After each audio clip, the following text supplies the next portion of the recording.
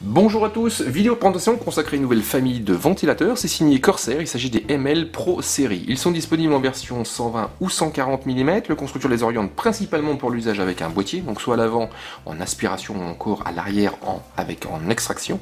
On a ici 3 focus, une technologie de lévitation magnétique, un rétroéclairage non pas périphérique mais axial et encore la possibilité de pouvoir personnaliser leur couleur. Ici il s'agit du modèle ML 140 Pro LED en version bleue et il est annoncé à 25,99 €. Corsair lance donc une nouvelle famille de ventilateurs, les ML Pro Series. Ils sont disponibles, comme je vous le disais en introduction, en version 120 et 140 mm. La version que je vous propose aujourd'hui, c'est le ML 140 Pro LED bleu. Et comme on peut le voir tout de suite, puisque je vous ai mis deux autres ventilateurs en action en arrière-plan, il se présente avec un rétroéclairage un peu particulier. Il n'est pas du tout périphérique, mais axial, et profite de 7 pales en plastique translucide qui vont favoriser la diffusion de la lumière à l'intérieur du boîtier. Ce ventilateur est un 140 mm, il se présente avec un châssis noir de très belle facture, très solide. Là je suis en train d'apporter une pression vraiment importante et le ventilateur ne bouge absolument pas. Et ce cadre se présente avec une épaisseur de 25 mm. Côté technique, on a ici une solution exploitant la technologie de lévitation magnétique.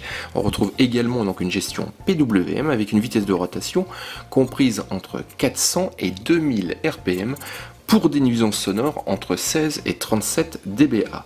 Corsair l'oriente principalement au niveau de son site pour l'usage au cœur d'un boîtier, donc soit à l'avant en aspiration ou encore à l'arrière en extraction. On peut également le mettre en place avec un ventirad. Par contre au niveau d'un water cooling, il faudra attendre peut-être les premiers tests, puisque la pression statique annoncée par Corsair en vitesse maximale est de 3 mm de H2O.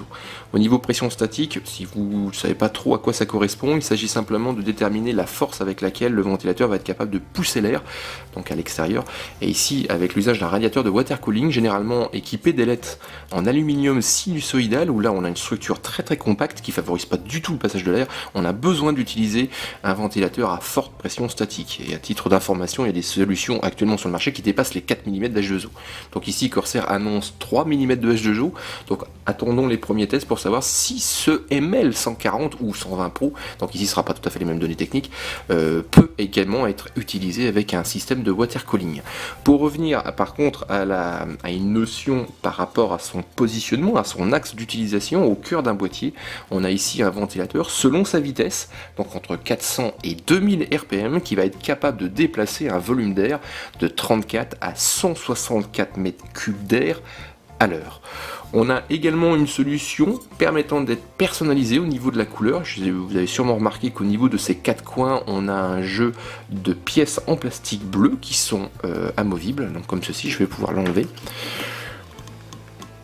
Voilà.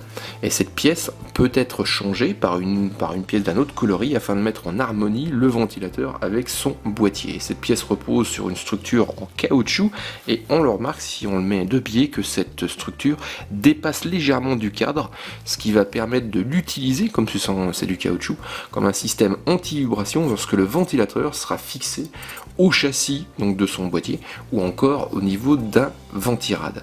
Donc ce ML 140 Pro LED propose 3 focus. Pour résumer, un rétroéclairage axial comme on peut voir, on a également donc une technologie de lévitation magnétique au niveau de son fonctionnement et il est également possible de pouvoir personnaliser son coloris afin de le mettre en harmonie avec sa configuration.